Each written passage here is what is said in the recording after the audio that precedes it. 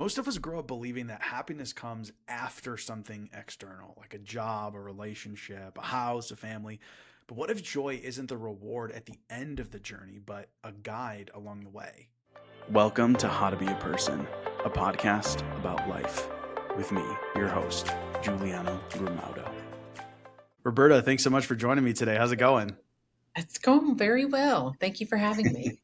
Yeah, I'm happy to have you on. I'm excited to have a conversation. The way that I normally start out is just for me and for people listening. If you want to just tell me a little bit about who you are, and we'll go from there.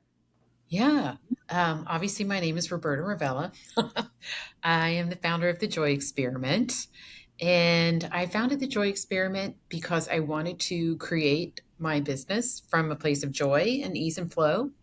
And I didn't see a lot of people doing it. I have people around me now. Obviously, we start looking for something, we find it. But before that had never occurred to me. I was just overworked.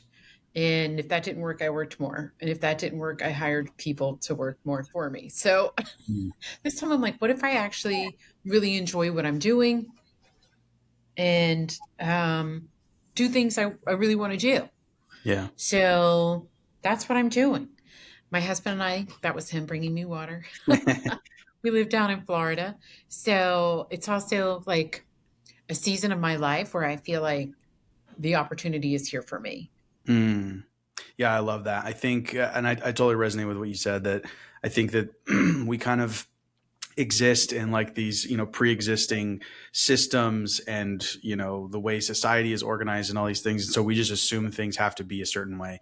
When in reality, like us being happy, that's something that we can orchestrate, right? It's something that we can like create. And so I would love to hear a little bit more about what exactly it is that you do. Like you said it's called the The joy, Joy the Experiment. joy experiment. Can you tell me a little bit Yeah. more about what it is?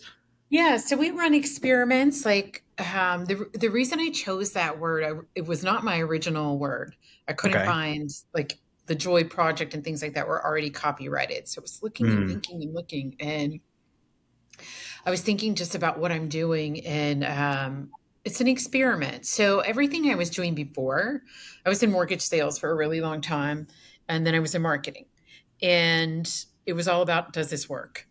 And the way you know it worked is the numbers ran and you made a lot of money. And that was the Mm. only way you knew it worked. It had nothing to do, like people would say, oh, yeah, you should enjoy your life. Don't forget your kids, turn off your phone. They did not mean it Mm. because they were not doing it either. Right. Mm. It was platitudes in a lot of ways. I did know some people who were pursuing that heavily, but for the most part, it was about go count your commission. How many clients do you have? How much money are you making? How much money are they making? Offer, I mean, the whole thing, the Yeah. thing, just turn on YouTube and let it run and that's the American way of doing business, right? And so everything about around trying something out or failing or something not working was a big deal. It was also a big deal for me just because of the way I was raised. I was raised in a very pass fail environment. And Mm. so I took that environment into my business. So when I was naming the Joy Experiment and thinking about it, it's like the cool thing about an experiment is you come up with a hypothesis and you want to know if it's true or not. Okay. Will this work for me? Does this work Yeah. at all? And so I have different frameworks. I have an ease and flow framework that will help you take your life out of hard, your business out of hard into ease and flow. And I have some other frameworks that will help you regulate your nervous system while you're doing it. We do a lot of that type of stuff. And it's all about experimenting. Do I like this? Does it work for me? Mm-mm. Which I can see, hey, this is what Giuliano is doing. Maybe I'll try it and see if it works for me. Or if I Mm. try it, I'm going to put sausage in mine. I don't like ground chicken. Whatever, right? Like that's Yeah. the way I think of it. And so it takes this massive pressure off of you Mm. that everything has to be some huge success. Like I always have to ask you what your numbers are or what's in your Mm. bank account. And that's the only way you're allowed to tell me if you're successful or not. Yeah, that's so interesting.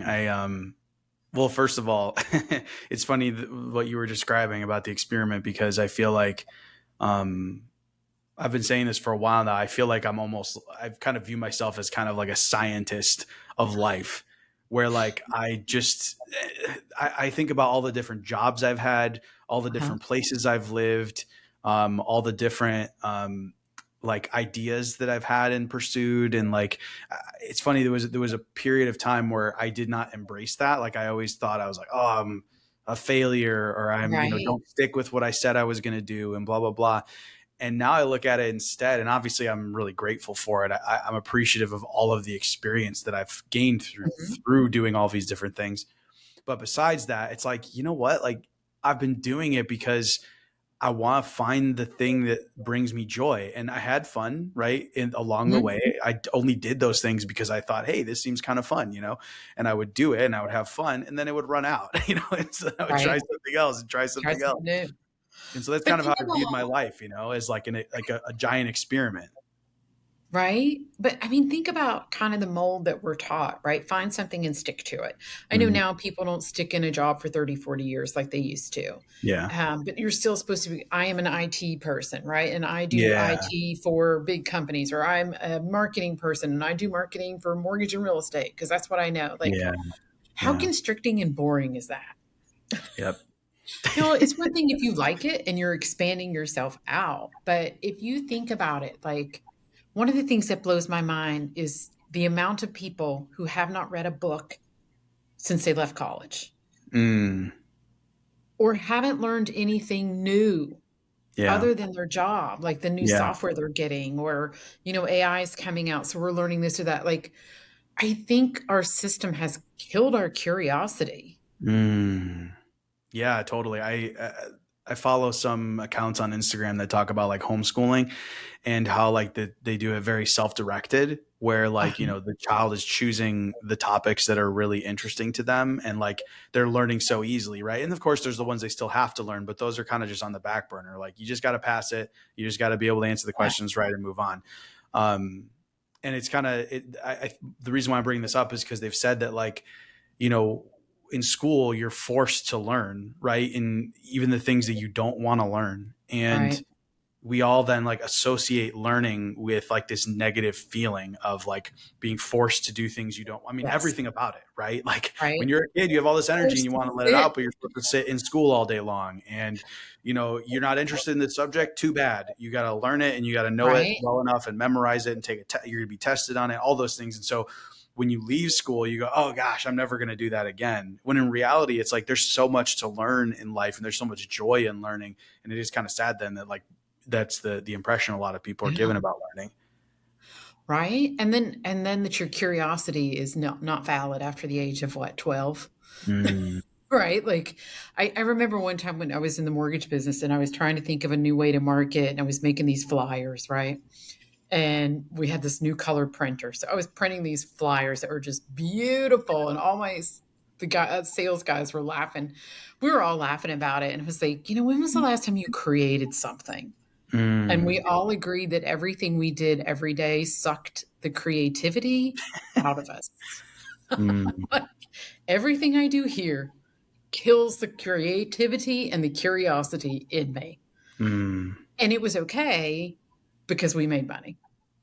Interesting. Yeah, that's the only thing I was going to comment on too. Is that before what you were talking about is that like we tend to measure success in things that we can measure, right? Like Yeah, that we go, oh, like money or like physical, tangible things. When in reality, it's like what is it that we actually want, because when we say right? success, it's like, okay, I have what I want, essentially, right? That's what success Yeah. basically is. You have what you want. I was like, what is it that you actually want? Because is it money? I mean, don't get me wrong, I love money, but like, is it Mhm. a bunch of money in the account? Is it, a nice job? Is it, what is it, right? Is it, being happy, right? Actually feeling Right. fulfilled every day, spending time with your spouse and your kids.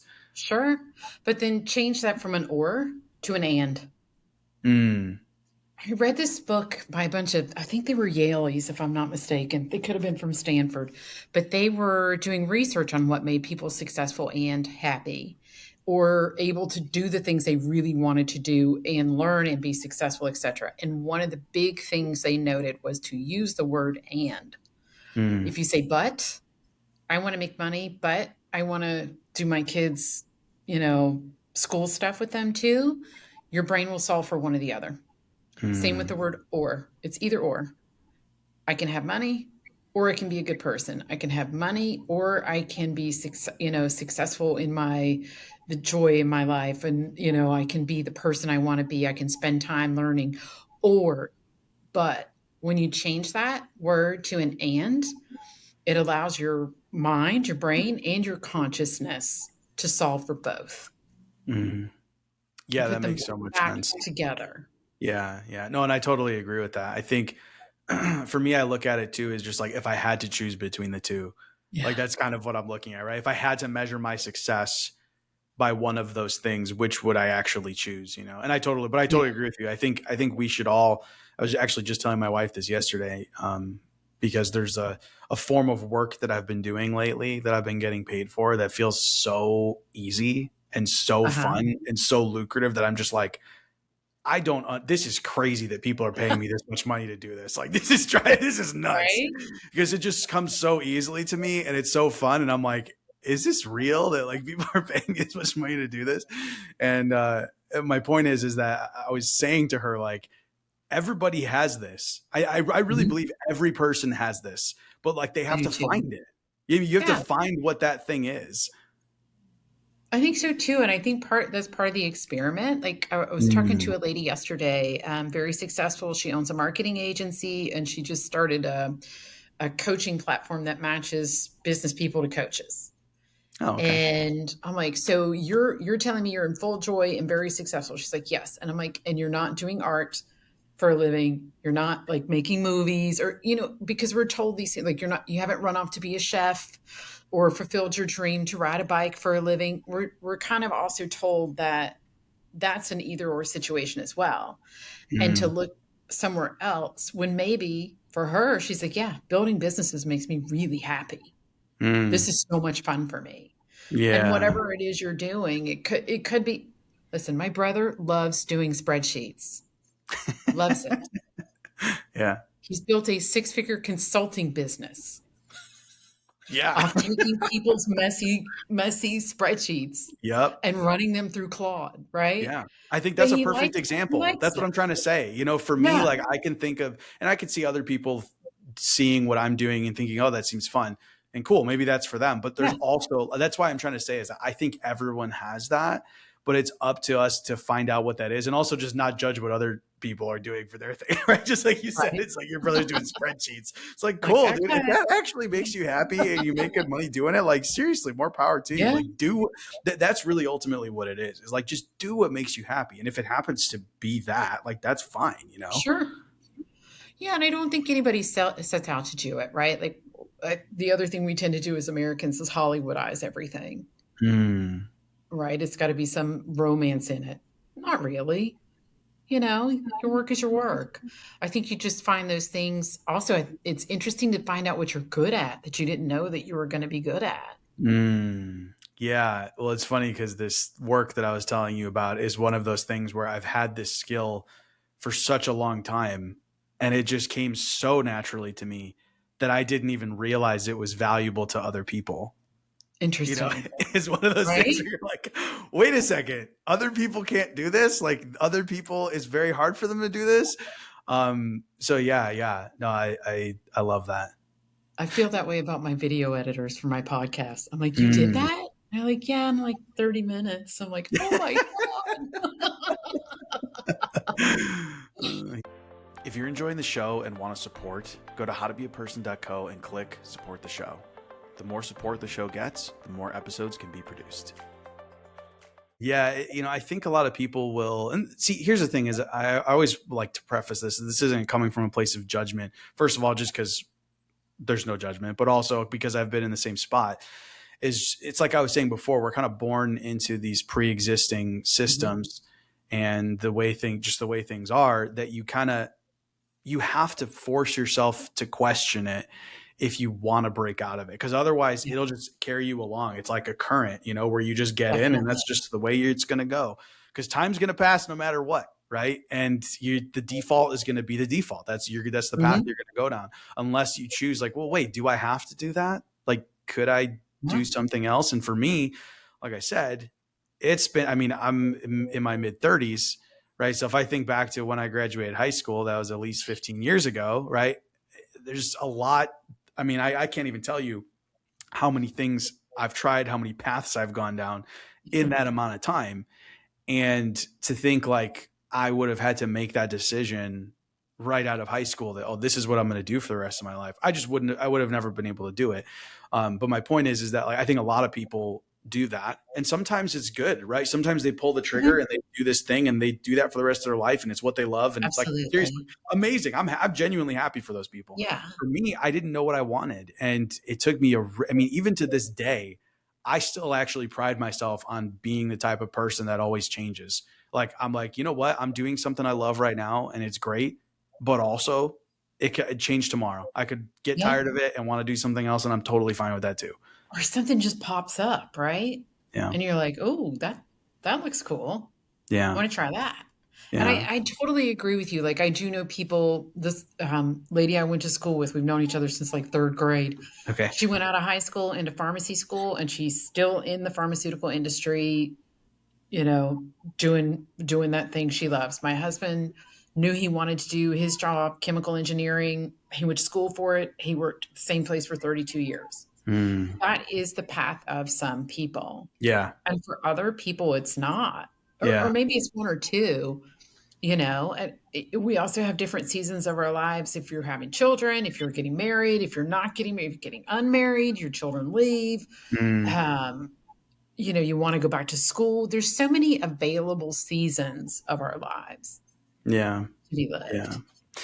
You know, the other thing too, and part of the reason why I wanted to talk to you in the first place is just talking about joy in general. I think that for a lot of people, again, myself included in the past, at times that you tend to like put it on the back burner, right? Like Mhm. as if your joy is not important. And now I feel like I live my life where it's like actually no, like that is the most important thing to me. Like to me, there is Right? nothing more important than that. Like everything else comes second to my joy. And just to be clear, this is not doesn't mean be me being an asshole to like my wife or my Right. kid or anything like that. What Right. I'm saying is that because obviously them being happy and me taking care of them does bring me joy, right? So, but what I'm Yeah. saying is that my joy has to come first because literally it almost feels like doing anything else is kind of pointless. Like if you prioritize anything else except for your joy, what is the actual end goal there?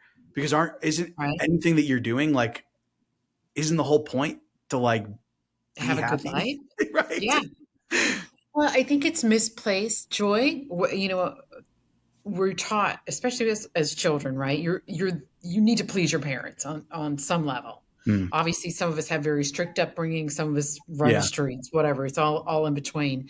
But you need that acceptance and that belonging into the group because you can't take care of yourself. Mm, And in those formative years is when we often learn the things that help us stay safe or help us survive. We conflate with love, with joy, with belonging. mm, And so when you repeat those patterns as you're out in the world, and then it becomes, well, if I keep doing this, then at some point I can stop and be joyful.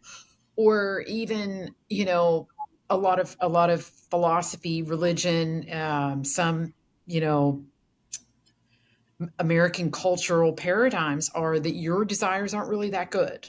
And if I let you, Giuliano, follow mm, your joy, then you're going to leave your wife and kids, or yeah. you're just going to sit on the couch and watch, you know, play video games and watch World Cup and not pick up your socks, right? Like there's this whole philosophy that our desires are not benevolent when they Mm, are. yeah. Now No, we it's so funny you see say that. Sorry, I didn't mean to cut you off. Go ahead. well we what we see or compare ourselves to often is people who are not healthy, and you're not seeing a healthy expression of nervous system regulation, of emotional regulation, people who are happy with themselves. We assume because someone's in a position or because they have money or because they're famous that they've taken care of themselves spiritually, Mhm. emotionally, physically. Yeah. Often they have not. And so we say, well, look at that example of that person. They had all this money and they committed this crime, or they had this position and they lie, or they had this wife and they cheated on her. Like one of the first things I do in my coaching is we're talking about you and you. Mm, So what are your desires? what do you really want? What makes you joyful? What brings you peace and happiness? And you just Yeah. said, when my family's taken care of, you feel a lot of joy and a Yeah. lot of peace and a lot of happiness. Yeah. Yeah, exactly. It's funny because I talk about this a lot about prioritizing, your happiness and what makes you feel fulfilled and what excites you and all that stuff. And it is funny how, like, whenever you say something like that, it's like the first thing that comes to people's mind. They're like, well, what if you're a serial killer and you just love killing people? So that's what you should do. And you're like, oh my God. Like, What first of all, just are you? relax. Are you a serial Exactly. killer? I Are you? mean, Why are you asking this, right? Um, but you know what I mean? Like we take yeah. it to this extreme, and I also, like, okay, because I use that extreme example because that's what somebody said to me. But what you said is true as well. Because I've had people say the same thing where they go, "Well, what if what makes me feel the most fulfillment is just sitting around playing video games all day?" And you're like, I think if you're honest with yourself, you will admit that that is not true. Like that Right. is not what brings you the most joy. And also, I would say the same thing even about somebody who's a serial killer. I think if they're honest with themselves, that's not bringing them joy. Okay, Probably not. so it still applies, right? It still Right? applies. It's like I if think you so. actually, and this is why I gave that caveat earlier about my taking care of my wife and kids, is because Mhm. joy is not the same thing as pleasure, right? Right. If you say like, oh, all my day just has to be filled with pleasure, okay, yeah, then I see you going down a different path, right? Yeah. But if everything you do is focused on what is going to bring me the most joy and what is bringing me joy right now, then even Mhm. things that might be considered hard or uncomfortable, you would still bring you joy. Yeah. And so it doesn't saying following, the thing that's going to bring you the most joy does not mean that you never do anything hard or never do anything uncomfortable. It doesn't exclude those Right. things. If, as a matter of fact, it specifically includes those things because what is it that is going to bring you joy? And some of the things that are going to bring you joy are going to require you to put in some sort of work or put in some sort of effort. Absolutely. Well, and it's such a misnomer as well in our society that it's either all one or the other. Either you're climbing Mount Everest, you're becoming Elon Musk, or you are lazy on the couch living in mediocrity. And it's such bullshit. There's a hell of a lot of room in between. There's a hell of a lot of places to live in between, you know? And I think to your point as well, that pleasure that we're often sold and marketed to is not making people joyful or happy because we are Mm. consuming like mofos and it ain't Yep. working. Yeah, Right? what's It's funny is like, it makes me think that's probably why that's so many people's reaction when you say stuff like that is because there is this conflation of like pleasure and joy, like as if those are the same thing, because that is what a lot of our lives are filled with, is like, how do we have pleasure right now as opposed to what is going to bring me joy right now, but also like long term as well. right. Sustainable. Mm. Yeah. Well, and also, there's the full externalness of it, right? I run people through a little exercise. When I blank, then I will blank. When I Okay. lose weight, then I will go for the relationship I want, go for the job I want, tell people I want to speak on stages, do content creation, right?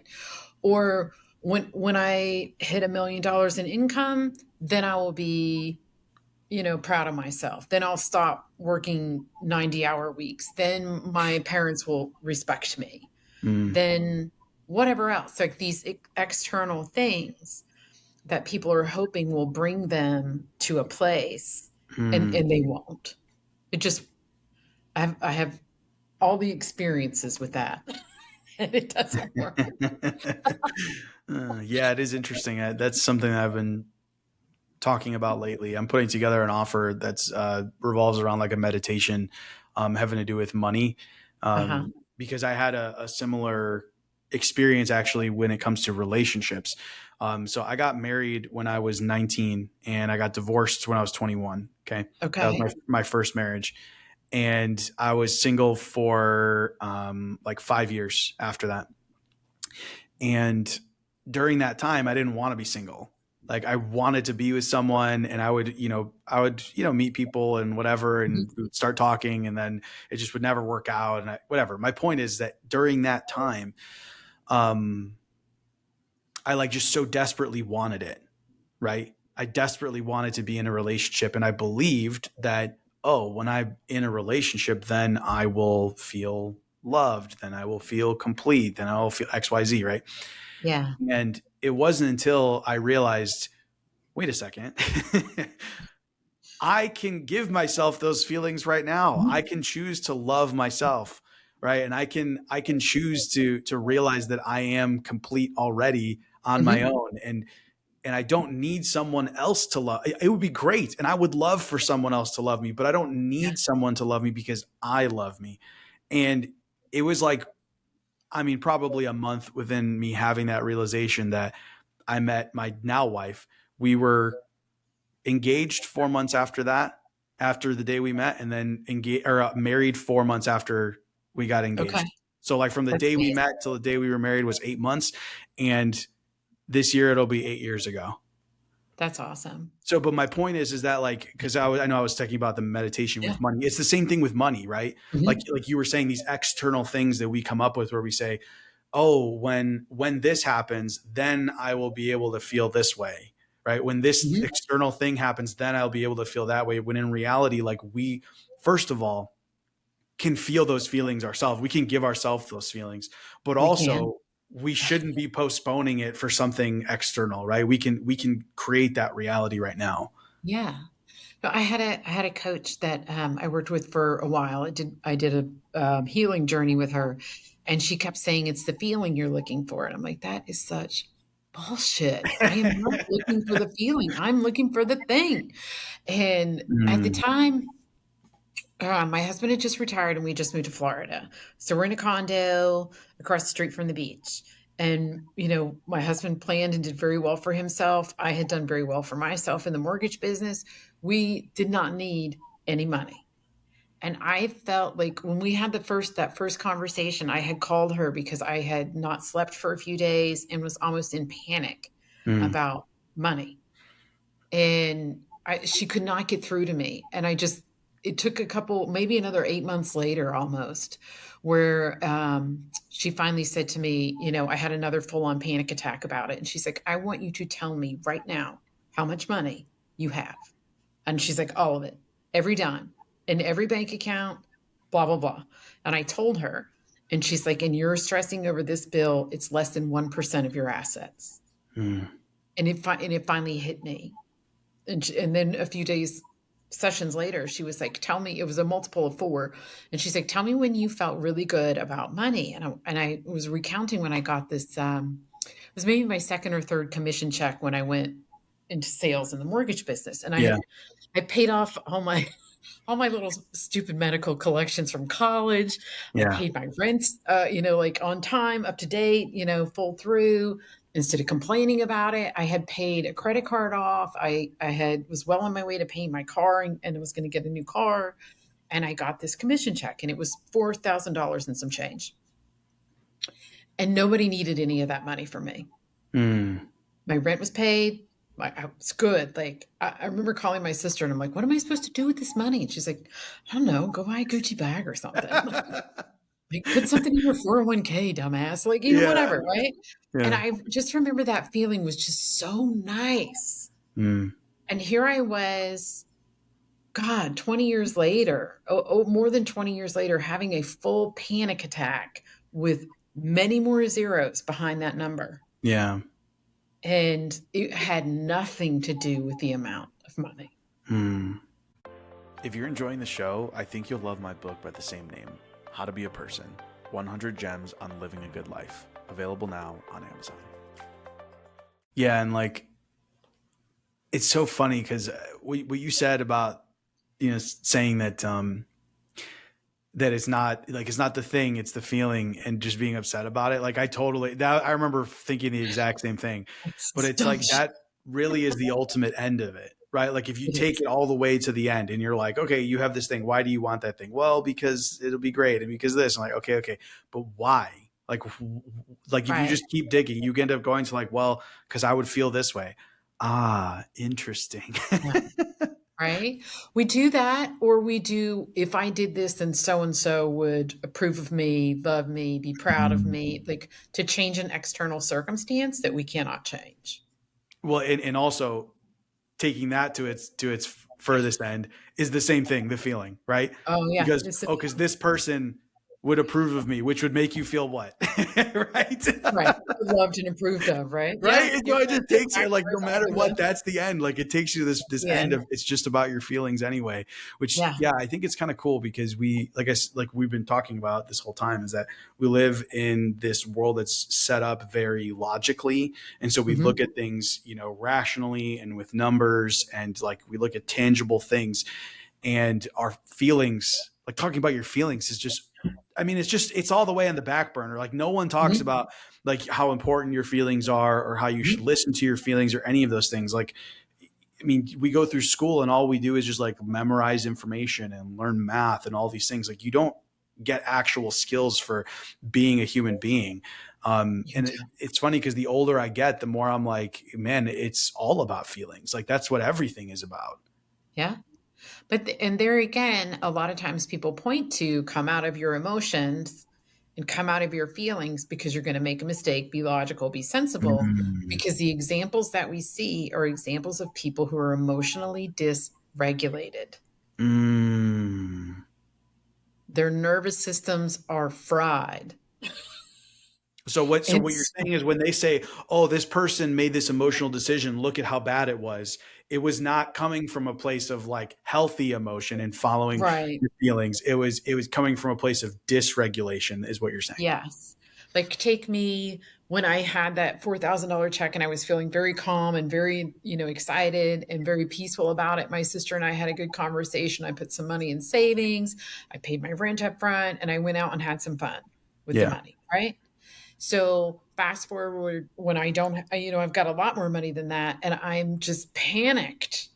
And part of the reason I was panicked is because I'd put a whole bunch of stuff on a credit card, which made no sense Mm. because I was emotionally dysregulated around it. Like Mm. when you're so calm, calm about something, you can make a very good decision or relaxed in it. And that doesn't mean the situation's not stressful or if it doesn't need urgency, right? Mm. Like anybody who's the Navy SEALs, they say, how do you manage to do this? They do breathing techniques to get their nervous system to calm down so they can make a good decision while somebody's trying to shoot them in the face, right? Mm. Like, that calmness of mind, and then you're going to make an emotional decision no matter what. But if you can feel your emotions clearly and through a calmness of spirit and mental acuity, right, you're going to make a really good decision. Yeah. It's funny when you think about the fact that like it all comes down to feelings and that's like really the ultimate end goal. Um, it is kind of funny because it like the natural progression that it leads to is, or I mean, the natural end of it is okay. Well, then if I, okay, so this is something that I talk about a lot is Mm-hmm. how like we only really exist in this moment right now. Mm-hmm. Like our past is just it only exists in our memory, right? And the future will always be in front of us. So like really the only thing that's real is this moment right now. And if that's the case, then it only makes sense to prioritize your joy in this moment.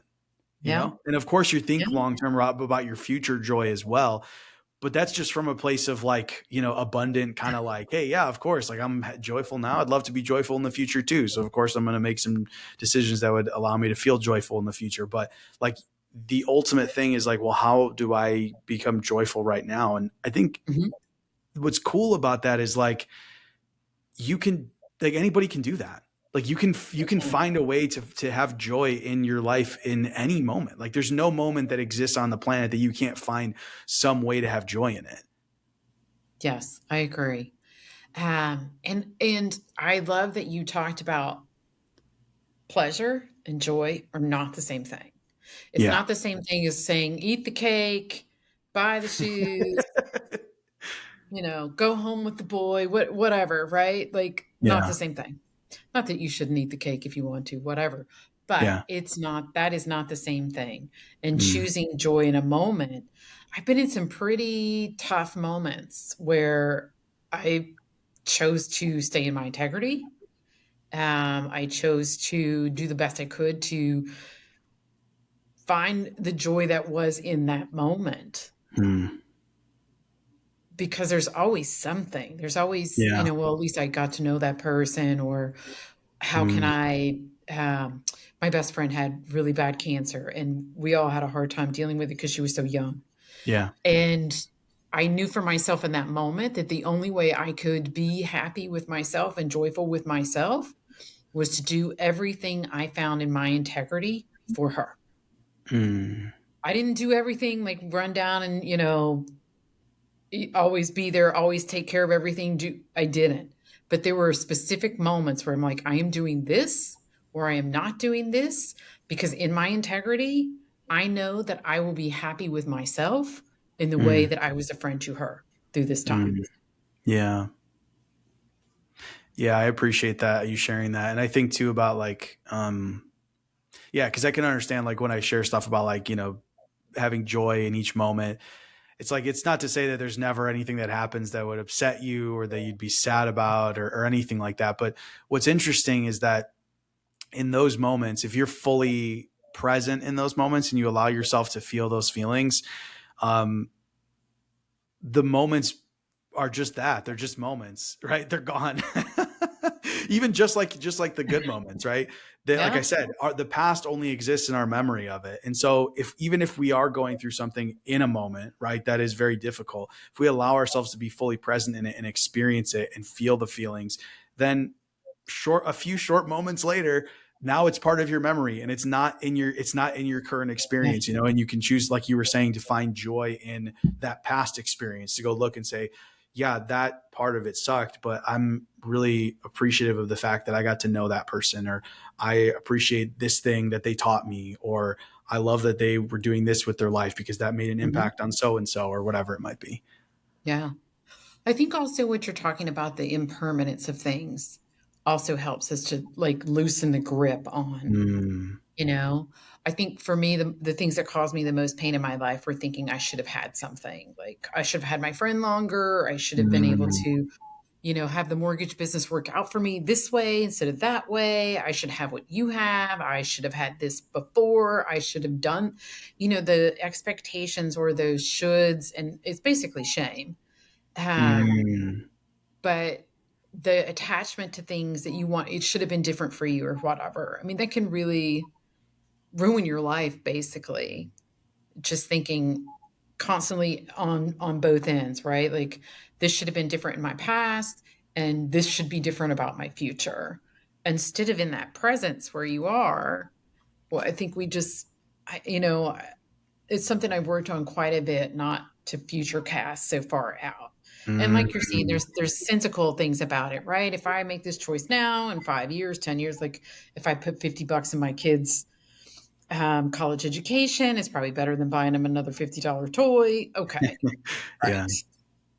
But there's so many things that we just future cast so far out that are the likelihood of them happening or whatever are so random.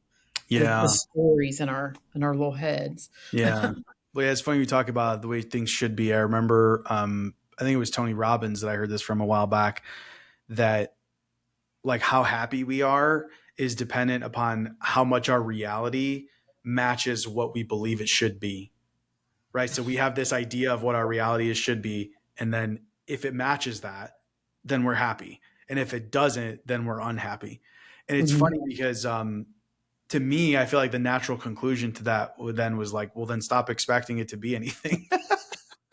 Right? Like, why you expect it to be a certain way at all? Like, just stop. And it's funny because I always have to clarify this. I don't mean having low expectations, right? Because Right. people, I feel like, come from a place of like they're jaded and they're like, I don't Mhm. expect anything, and so therefore nothing can disappoint me. To me, I'm like, no, I don't expect anything, therefore everything excites me, right? Like that's really what it is. It's not about not being disappointed. It's not about having low expectations. It's just about having none. It's like, yeah, I have an idea of how things, it would be nice, right? It would be cool. It would be great if Yeah. things went this way. But like it doesn't have to be. It's not that like I view my life as, oh, it should be this way. My life is going to be Right. whatever it's going to be. Right. And then this way, like Yeah, it I allows don't that know. I remember when I, curiosity. yes, yes. Yeah. I Yeah, it remember when allows I that heard curiosity to that. come back. Yeah, absolutely. Yeah, it's funny you say that too, because that's one of like the things I've talked about so much is like curiosity. Like I think because we have, okay, here's what's really interesting, right?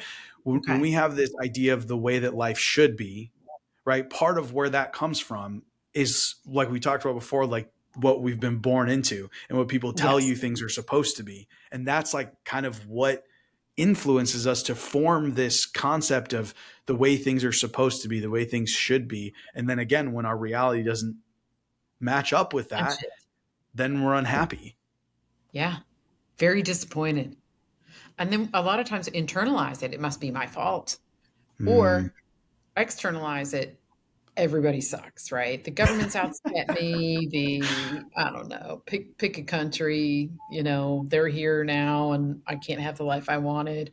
Or yeah. it's your fault, you're a man. It's my fault, I'm a woman. Like, it's technology's fault. It's AI's fault. It's God's fault. Like, Mm, whatever. Like, yeah. So, but I love how you say it frees you to be open to that curiosity and that creativity and the innovation and just like an exploration thing, right? Like, yeah. Yeah. Well, and when you get rid of this idea that life has to be a certain way, then there's really no risk in exploring the things that interest you, right? The thing that's pulling you in this moment, for me, that was always what stopped me, right? At times, it didn't stop me completely, right? Because I told you I've made a lot of changes, but at times it would stop me because I would think, oh, well, if I do that, then I'm risking this thing.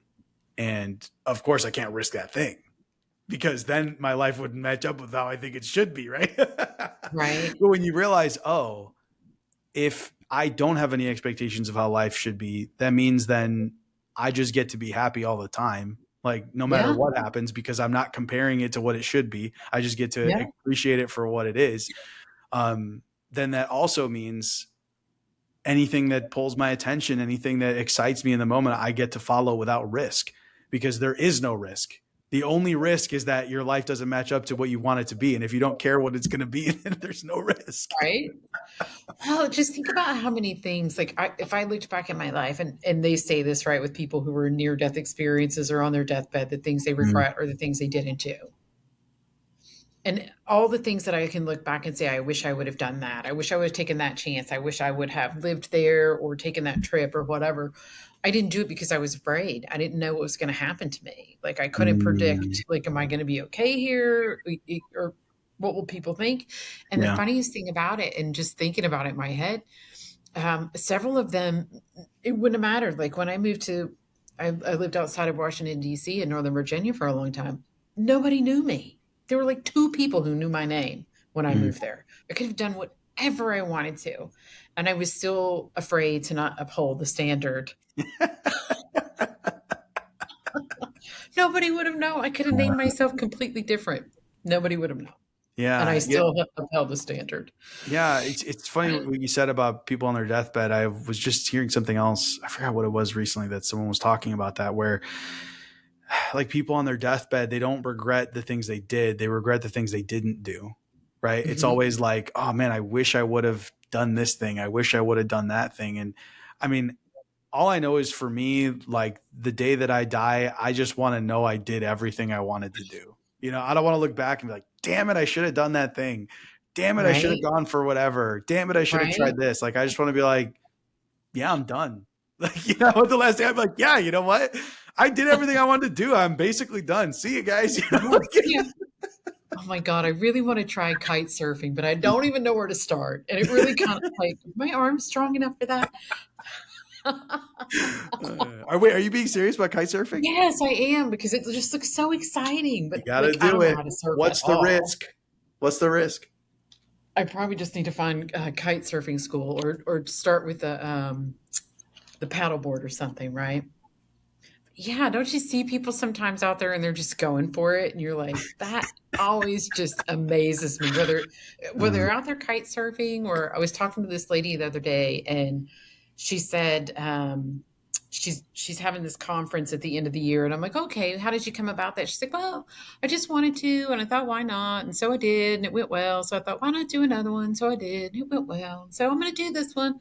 I'm like, okay.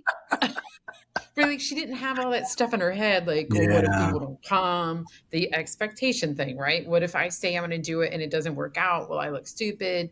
What if people don't show up for me? Like all those Mm. things. And she didn't say, she blew right past all of it. Yeah. It's I mean, like, that's really the goal, right? It's like yeah. just existing. I think what that is like us like separating from ourselves, right? We're like Mhm. we do this thing where it's like we're looking at ourselves. We're like, well, what if this happens? What if that happens? And what about this? What about that? Instead of just like existing and like doing what feels right, you know? If you're a business owner looking to start, grow, or scale, funding might be more accessible than you think. Go to howtobeaperson.co and click business funding to see if you qualify now. So how do you raise your kids around this? Because so many people put so much expectation on their kids, and they also put expectation on you as a parent that your children will act the way that they need them to act, right? Like Yeah. Yeah. how does that look? What does that look like? So I have one kid, my son, he's going to turn 1 in a couple days. So Okay. I'm still at the very beginning of it, but Okay. I definitely went into it with, I feel like a very different approach than most people Yeah. because it's exactly what you said, like having these expectations. Like for me, let's talk about him. So first of all, for him, I don't have any expectations of who he's supposed to be, what he's supposed to do, what he's supposed to like or dislike or anything. I honestly don't have expectations for him. Like I don't. I will say like day to day, there's things that frustrate me. You know what I mean? Like, if he's just whining I all should day, be it's like, asleep by now, right? But yeah, that's you know what I mean? Like, don't get me wrong. Like I'm not just like living on cloud nine every second of every day. But I overall, right, when I look at him, it's like I don't have any expectations for who he's supposed to be or anything like that. To me, I feel like my job as a parent with him is just simply to support him. Like I view it as like I'm a resource for him. That's how I look at it. Mhm. And so to talk about the other angle, right? I'm talking about him, but then now talk about me as a parent. Yeah. I don't have expectations of myself either. That's what's kind of funny. I'm like, I'm just gonna exist. Like all I'm gonna do is exist and just be me, and that's it. Like that's all I'm Yeah. gonna do. And like one of the things I said before he was born that like people it just really upset them was that like it's not my job to teach him what is right and what is wrong. Mhm. I believe he already knows it, and I'm Mhm. just here to like be a support through that. Yeah. And when it comes to like the way I envision it is almost like um he's he already knows what's right and wrong for himself, and I'm just there to like shine a light on that. Like, hey buddy, you already know. Like you tell Yeah. me what feels right now.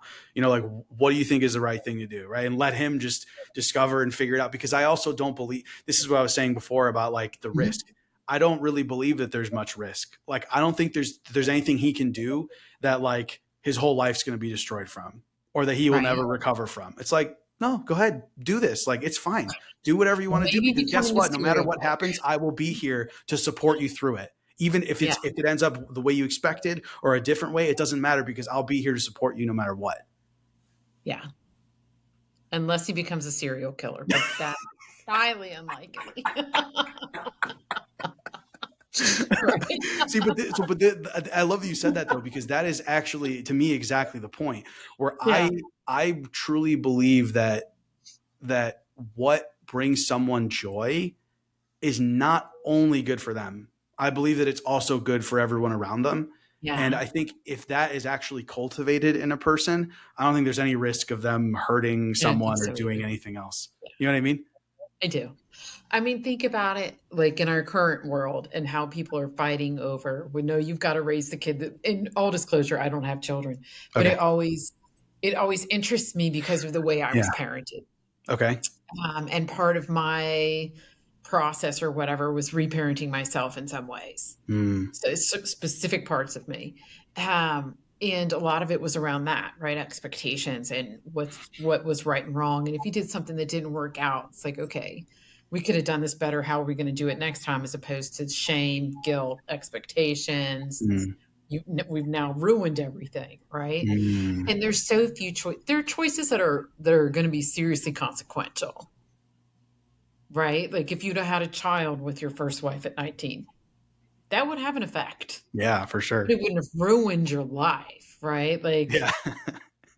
people are always saying that this is going to ruin your whole Mm, life. And I'm like, yeah. a whole thing? What about just maybe half? Well, and it's going to have an effect, but who's to say that that effect is a negative one? Right? or a net negative. Let's say net negative. Net negative. Yeah. I mean, we certainly can make life harder on ourselves with debt, with relationships that are harmful, Yeah. with staying in places that are harmful. But if you're in joy, the other thing I've noticed about that is people who want to harm you really don't want to be around you very much. Okay, so Like, listen. So I drove Uber and Lyft for more than a okay. decade. Oh Okay, my for gosh. more than a decade, and I never had anything crazy happen. Like nothing, nobody ever, nothing. And I remember this guy got in my car, and he was in the front seat, and was already weird because most people sit in the That back. is weird. He's sitting in the front seat, and he was like, "So what's like the craziest thing that's happened to you?" He's like, "What? Like what happened? Like he said anybody Yeah. ever threatened you or blah blah blah?" And I was like, "No, nobody has ever done anything like that." And he stopped, and he was like, yeah, nobody would ever do that to you. And I was like, what are you talking about? He's like, I don't know, like you just have this energy. Like no one's going to do anything like that. And I was Yeah. like, okay. Like, I Yeah. never really thought about it up until that moment. Like I didn't expect anyone to ever treat me like that and nobody ever did. But yeah, it was just kind of funny. Like what you were Yeah. saying. No, I mean, I look back on it in my mortgage career in the way we talked about clients and the way we talked about our realtor partners and stuff like that. Mm, Like, how else was it going to be? Because that's all we talked about, how they sucked, how they mm, were stupid or they were rude or they were just wanted things from you. And how else were they going to be? yeah. Yeah. You No, it's, know? it's funny. It's reminding me again of like me with my son. I think a lot of people, so this is what's funny, right? Everyone has this idea of how things are supposed to be. So Mhm. that's the reason why then they put it on me, right? When I share my opinion of how I want to be as a father, they're like, "Well, no, you're supposed to teach your son this, and you're supposed to raise him like this, and you're supposed." And I'm just like, "It says who? Like, don't put that on me. That's what you think it's supposed to be." And if you ask them, they really don't think it. Somebody told them Mm. to think it. Yeah, It was either exactly. their parent or their parents' parents, or they were Yeah. born in a specific religion or a specific Mm. area of the country, or, I mean, even just specific time periods that people are in, or areas of the world. Oh, for sure, And, for sure. Well, you it's know, it's you were saying it earlier that like there's this belief that our desires are not benevolent, and to me that was my experience growing up. Not necessarily exactly with my parents, but with the religion that I was raised in. And I feel like Mhm. that's a pretty big part of a lot of religion, that it's like you are sinful and you're not good, and therefore anything that you want like is probably tainted with that and therefore not good either, and you have to fight against this tendency to be bad. Be yourself. And it's so funny because now I'm like, this is so fucked up because like that is not true. Like it's Uh, not true. Like yeah. I'm not saying that people don't do bad things or that people don't want to do things that are harmful to other people. What I'm saying is that, like when we were talking before about joy, I don't believe that the thing that brings someone the most joy will ever be harmful to another person, ever. Somebody We who, have to believe that about ourselves I mean, in order to give ourselves permission to pursue that. I so agree with you. And even just, I when I started working with this lady, I went through the healing journey on. That was one of the first few things that we talked about because I was raised in a very fundamentalist Mm, religion, okay.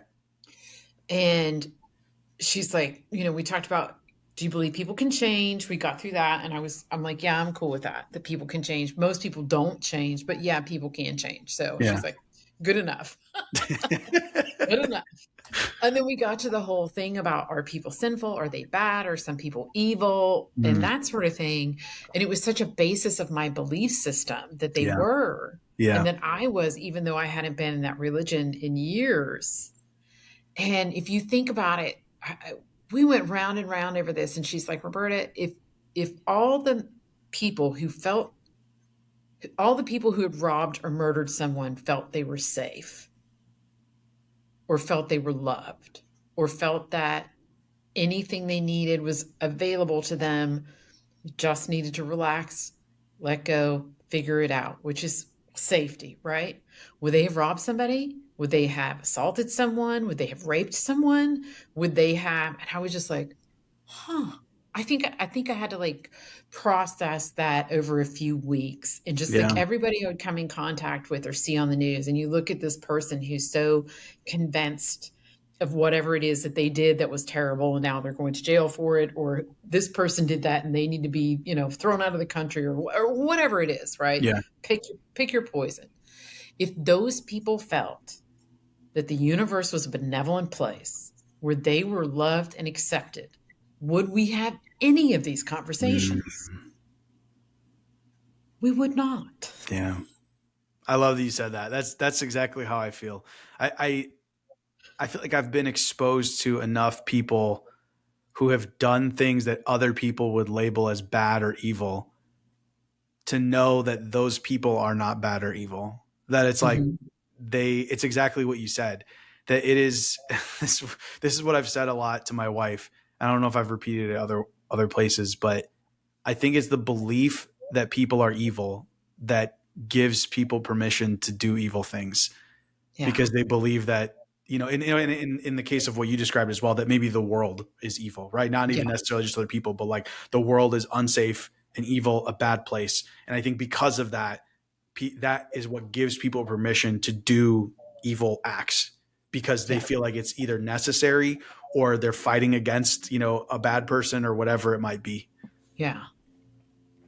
Yeah. There's such a misguidedness in it. And I mean, I don't know a lot about different religious texts, but I do know that like the baseline for the three main religions is do unto others. That doesn't have any unbenevolence in it, right? Like that's the kindest thing you could ever do for anybody. Mm. And if I just did to you what I would want you to do for me, that's pretty nice, It's pretty big. Yeah. right? Yeah. That's pretty joyful at Yeah. the end of the Yeah. day. Yeah. It's funny because when I think about religion, I do believe that either at some point, I do believe that it was well intentioned. I think about even now, like there's so many podcasts and so many people have written books and all this stuff. And it's all people who are living their life and figuring it out and like want to share it Yeah. with other people. Right. Um, and I believe that like that's where the Bible started and that's where a lot of religion started is like, hey, people were doing that thousands of years ago too, right? They were living their life saying, hey, this makes sense. Other people need to know about this, right? Um, and then I think it's kind of evolved over time into what it is now. And I actually do believe that despite that its original origin, I do believe that that is what's caused a lot of issues. Because just like you said, like believing that people are inherently bad, believing that the world is an inherently bad place, that is a dangerous place and scary Yeah. place, that is only going to create bad, scary behaviors, you know? Yeah. And it's kind of sad to think about, to be honest, because it's like, I mean, I know that's what I used to believe. That was what the religion I was a part of used to Mhm. teach. And there's plenty of people still in that religion learning that same thing. And it kind of Yeah. makes you sad because I know what my mindset was at that time and what I believed about people. Um, and I don't think it's only religion that does that. Like, I think there's plenty of people outside of religion that believe that people are bad too. Um, Absolutely. but I mean, I you also can think turn that that's kind anything of into where, a religion. say that again. You can turn anything to a religion of sorts, Oh, right? I oh, mean, you oh, can look at absolutely. atheists who would tell you the same thing. Yeah. Everybody's terrible, and that's why, and then the Christians are the worst, and that's why we're here, and we have to Yep. pass all these laws and prevent all these things because the blank or the blank or the blank. Yeah, I mean, it's anything can be turned into a religion as far as Oh, that goes. 100%. 100%. Well, and like I said, I don't think that it's only religious people who believe that about people. I quite honestly, I think it's the majority of people believe that about people, which is what's kind of sad about it. Is you go like, It's man, I wish we all knew how awesome we all were. Because that's really all it yeah, is. Like I think at the core, people are good. And I think when you if whether that's true or not, okay, that's what I believe. But whether it is true or not, I I think that holding that belief would lead to you having a happier life, not you, anyone, to having a happier life, and all of us having a better experience because of it. absolutely. Well, if you go back to your expectation theory, right? Mm. A lot of what trips us up is that we expect people to be the same as us, Mm. to have the same belief, to have the same um, belief about, sexuality or religion or work or money or Yeah. whatever it is. We're like, if I feel this way, then so should you.